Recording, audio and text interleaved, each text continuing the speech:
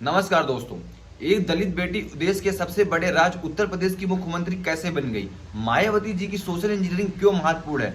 और 2022 के चुनाव में मायावती जी का क्या रोल है और वो कैसे सीएम बन सकती हैं? ऐसी बहुत सारी अटकलें लगाई जा रही हैं कि मायावती भी 2022 में फाइट में आ चुकी हैं। और 2022 के चुनाव में मायावती जी का क्या रोल है, इस सबको हमको समझने से पहले सबसे पहले हमको बात करना होगा कुछ हिस्ट्री के बारे में।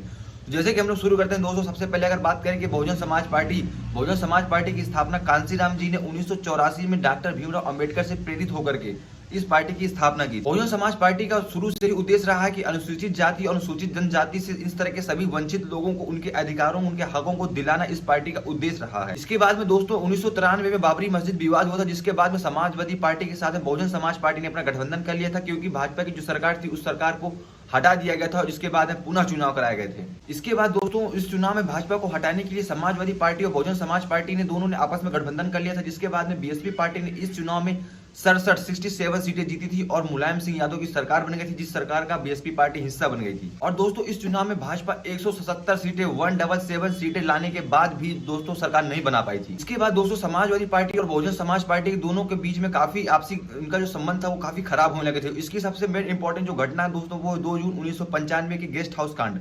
जब मायावती जी अपने गेस्ट हाउस कांड में एक मीटिंग अटेंड कर रही थी, उसी टाइम पे समाजवादी पार्टी के कार्यकर्ता आए और उनके ऊपर हमला कर दिया और उनके साथ में बदसलूकी भी की थी। तो इसके बाद से मायावती जी की राजनीति, असली राजनीति शुरू होती है। इसके बाद लखनऊ गेस्ट हाउस कांड के बाद 24 घंटे के भीतर ही मुलायम सिंह यादव की सरकार गिरा दी गई थी और जिसके बाद में बहुजन समाज पार्टी ने भारतीय जनता पार्टी के साथ समर्थन लेकर के 3 जून 1995 को उत्तर प्रदेश और देश की पहली दलित बेटी मुख्यमंत्री बनी थी। इसके बाद दोस्तों बीएसपी और बीजेपी के बीच में जब गठबंधन हुआ था तो उसमें एक समझौता हुआ था कि 6 महीने का मुख्यमंत्री बीएसपी पार्टी का होगा और 6 महीने का मुख्यमंत्री बीजेपी पार्टी का होगा, जिसमें सबसे पहले मुख्यमंत्री बीएसपी पार्टी के मायावती जी को बनाया गया। इसके बाद में दोस्तों 6 महीने के बाद बीएसपी ने गठबंधन बीजेपी के साथ तोड़ लिया था। इसके बाद दोस्तों 2002 में फिर चुनाव हुए और किसी भी पार्टी को पूर्ण बहुमत नहीं मिल पाया, जिसके कारण बीएसपी ने फिर बीजेपी के साथ समर्थन ले लिया और समर्थन लेने के बाद में अपनी तीसरी बार फिर वो सीएम बन गई। 3 मई 2002 से लेकर 26 अगस्त 2003 तक मायावती मुख्यमंत्री रही उत्तर प्रदेश की। दोस्तों मायावती जी ने अपने इस छोटे से कार्यकाल में भी 12 आईएएस और 6 आईपीएस को भी सस्पेंड कर दिया था, क्योंकि कानून व्यवस्था बनाने रखने के लिए उन्होंने ऐसा कदम उठाया था। इसके बाद में उन्होंने 24 अधिकारियों को भी वार्निंग दी थी कि अगर कानून व्यवस्था नहीं हुई अच्छी तो आप लोगों को भी मैं सस्पेंड कर दूंगी। तो लॉ एंड ऑर्डर की जो स्थिति थी उनकी पार्टी में और उनके कार्यकाल में काफी अच्छी रही उत्तर प्रदेश की। इसके बाद दोस्तों 2007 में फिर चुनाव होते हैं विधानसभा के, जिसमें से अब तक के टोटल 31 मुख्यमंत्री ऐसे हो चुके थे जिसमें से किसी ने अभी तक पूर्ण बहुमत की सरकार नहीं बनाई थी, लेकिन बहुजन समाज पार्टी की पूर्ण बहुमत के साथ सरकार बनी थी उत्तर प्रदेश में 2007 में, और वो पहली पार्टी थी उत्तर प्रदेश में जिसने 2007 में पूर्ण बहुमत के साथ अपनी सरकार बनाई थी। तो मायावती जी उत्तर प्रदेश की फिर चौथी बार मुख्यमंत्री बनी थी और इन्होंने अपना पूरा 5 साल का कार्यकाल कंप्लीट किया था। इसके बाद दोस्तों 2012 के जब चुनाव हुए तो बहुजन समाज पार्टी के साथ में उनका जो सॉलिड वोट बैंक है, दलित वोट बैंक है, वो उनके साथ छिटकता चला गया और जिसके बाद में पार्टी के जो बड़े बड़े नेता थे उनके ऊपर काफी गंभीर आरोप, भ्रष्टाचार जैसे आरोप और सार्वजनिक स्मारकों स्थलों में जो धन खर्च हुआ है, इन सब के ऐसे गंभीर आरोप लगने से बाद बीएसपी का थोड़ा सा वोट बैंक डाउन हो गया और बीएसपी मात्र सिर्फ 80 सीट जीतने में ही सफल हो पाई। इसके बाद में दोस्तों 2017 के चुनाव में बीएसपी का सबसे अब तक का सबसे खराब प्रदर्शन रहा, जिसमें से 19 सीटें सिर्फ जीत पाई थी। लेकिन दोस्तों अगर आप बात करें 2022 की, तो 2022 में बीएसपी पार्टी टोटली ही एकदम साइलेंट पार्टी के रूप में अपना प्रचार प्रसार कर रही है और किसी भी तरह की कोई मीडिया में इनकी कोई ज्यादा कवरेज भी नहीं हो रही है।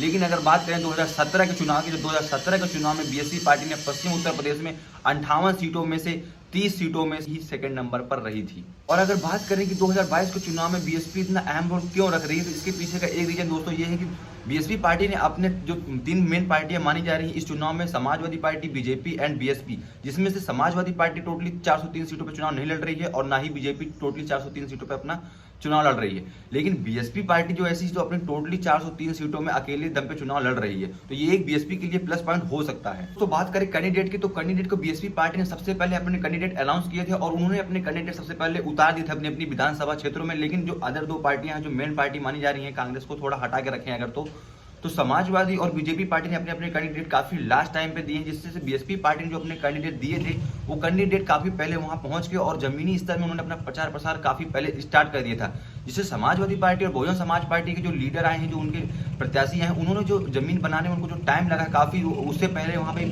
बीएसपी के कैंडिडेट ने अपनी पकड़ बना ली थी। तो इससे हो सकता है कि बीएसपी पार्टी को काफी सपोर्ट मिल सकता है। वहीं अगर बात करें जाति समीकरण की 2022 के चुनाव में, तो बीजेपी पार्टी को ब्राह्मण, ठाकुर और कुछ नॉन यादव वोट बैंक भी बीजेपी को मिल रहा है। लेकिन अगर वही बात करें समाजवादी पार्टी को, तो समाजवादी पार्टी को Yadav plus non Yadav OBC vote bank मिल रहा है, इसके बाद में उसको मुस्लिम वोट भी मिल रहा है।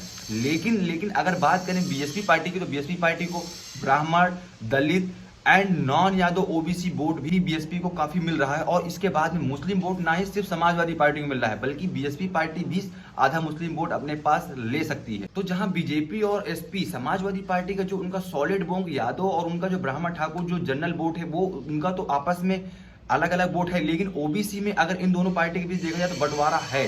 ओबीसी वोट में आधा बीजेपी और आधा समाजवादी पार्टी का बंटवारा है। लेकिन अगर बीजेपी के बाद अगर और समाजवादी के बाद अगर बात करें बीएसपी की, तो बीएसपी के पास में जो दलित वोट बैंक है वो एकदम सिक्योर वोट बैंक माना जा रहा है और एकदम साइलेंट वोट माना जा रहा है। इसके बाद में प्लस ब्राह्मण का वोट और प्लस कुछ कहीं ना कहीं प्रत्याशी के प्रभाव को देखते हुए कुछ ओबीसी वोट भी इनको मिलता हुआ नजर आ रहा है। और मुस्लिम वोट में भी बीएसपी की काफी अच्छी पकड़ है। तो अगर बात करें ओबीसी वोट बैंक की उत्तर प्रदेश की राजनीति में, तो OBC vote bank Uttar Pradesh की राजनीति में बहुत अहम रोल रखता है और किसी भी पार्टी की सरकार बनाने के लिए काफी मददगार वोट बैंक होता है। अगर बीजेपी और समाजवादी पार्टी में ये वोट बैंक ओबीसी बढ़ जाता है, तो इसके बाद में यहाँ पे बीएसपी पार्टी की पकड़ काफी मजबूत हो सकती है। दोस्तों अगर वहीं बात करें कि वोट शेयर कैसे होगा, किस पार्टी में किस प्रकार से आएगा, इस चुनाव में दोस्तों अगर बात करें चारों पार्टियां जो मेन पार्टियां हैं, कांग्रेस, बीएसपी, बीजेपी और समाजवादी, तो बीजेपी, समाजवादी और कांग्रेस जो तीनों जो पार्टियां हैं, ये अपने अपने जो मेन लीडर है इनके उनके फेस वैल्यू के हिसाब से चुनाव लड़ रही है। जैसे कि बीजेपी में योगी आदित्यनाथ की फेस वैल्यू पूरा चुनाव लड़ा जा रहा है और समाजवादी पार्टी में अखिलेश यादव की फेस वैल्यू के हिसाब से,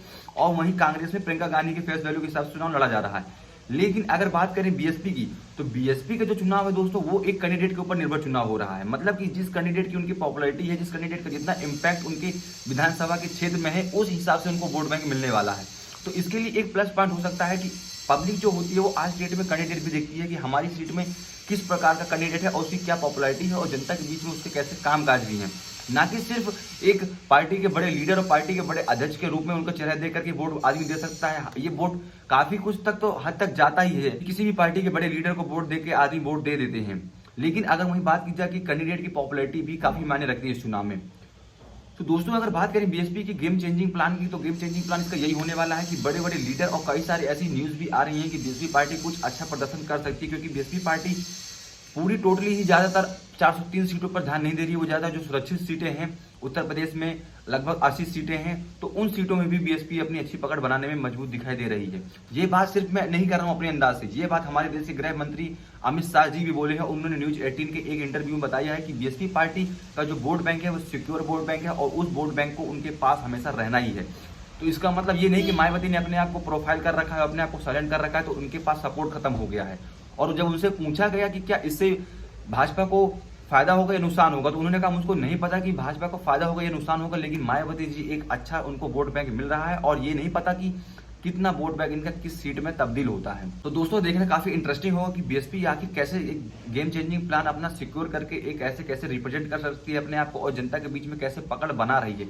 कहा भी जा रहा है कि बीएसपी की जो पकड़ है वो जमीनी स्तर में काफी मजबूत पकड़ दिखाई दे रही है और जो उनके पास में जो उनका साइलेंट वोट दलित वोट है वो उनसे उनके पास ही दिख रहा है, कहीं वो वोट जाता हुआ नहीं दिखाई दे रहा है। तो दोस्तों ये टोटल मामला है 2022 के चुनाव का कि कैसे किस प्रकार से बीएसपी पार्टी एक गेम चेंजिंग पार्टी हो सकती है और काफी एक एक्स फैक्टर पार्टी के रूप में भी निकल के सामने आ सकती है।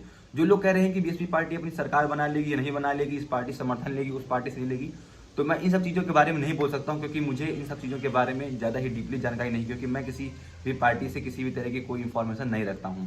लेकिन मुझे जो मेरे हिसाब से जो मेरा जो एक अनुमान है, जो मेरा एक ओपिनियन है, मैं वो ओपिनियन आपसे शेयर कर रहा हूं। अगर आप लोगों को इस ओपिनियन में थोड़ा बहुत कुछ नजर आ रहा है, समझ में आ रहा है, तो कमेंट बॉक्स में आप कमेंट करके बता सकते हैं। वीडियो अगर आपको इन्फॉर्मेटिव लगी हो, अगर आपसे कुछ इस राजनीति में कुछ अच्छा लगा हो, तो प्लीज़ आप लोग चैनल को सब्सक्राइब कर दीजिएगा और अपने बेल आइकन को भी दबा लीजिएगा। तो चलिए दोस्तों मिलते हैं नेक्स्ट वीडियो। अपना कीमती समय देने के लिए धन्यवाद।